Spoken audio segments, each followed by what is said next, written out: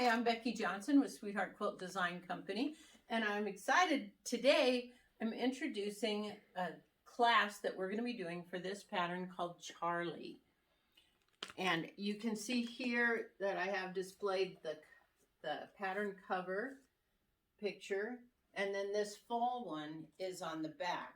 And it's a very versatile pattern. You can make a woman's quilt, a man's quilt, family quilt, children's quilts. I've got a couple other quilts here that I have kits for, so you can just check the website. You know how fabric comes and goes really quickly. And this one. So this is part of my 9 is Fine Fat Quarter Quilt series.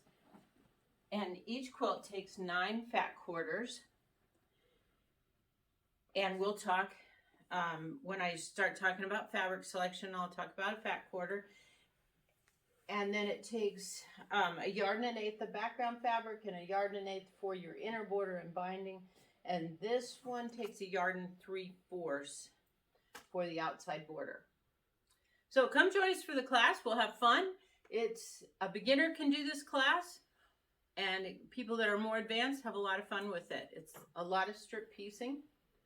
So come join us.